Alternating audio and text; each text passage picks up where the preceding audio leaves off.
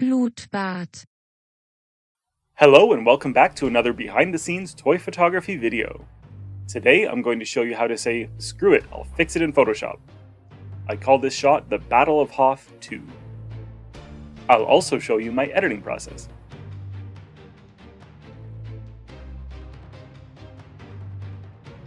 For this shot I used the AT-AT and Snowspeeder from Jazzware's Star Wars Micro Galaxy Squadron.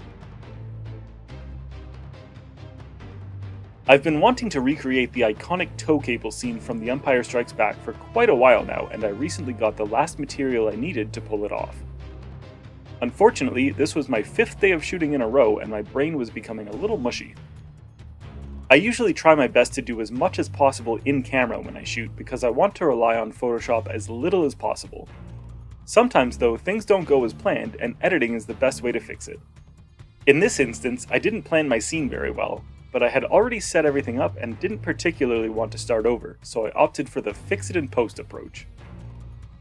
As you can see here, I dumped a bunch of flour over my ground surface to keep the mess off my actual desk, but the shot I wanted was a little too wide and you could still clearly see my desk around the edges.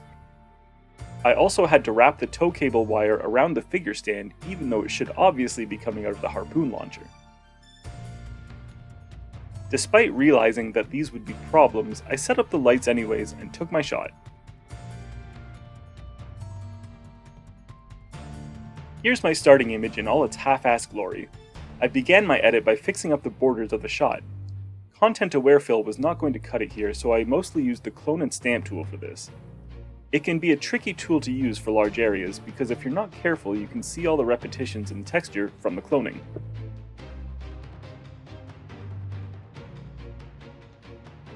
Next, I removed the figure stand using the same method.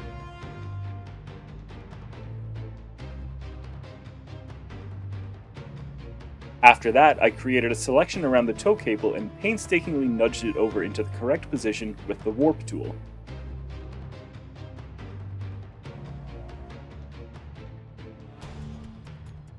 Lastly, I applied some adjustment layers to correct the light levels and color balance, then added a vignette.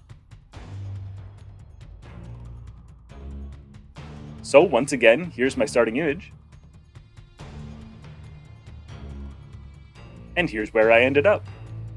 Thank you so much for watching. If you enjoyed this video, please consider subscribing and liking. Thanks, and until next time.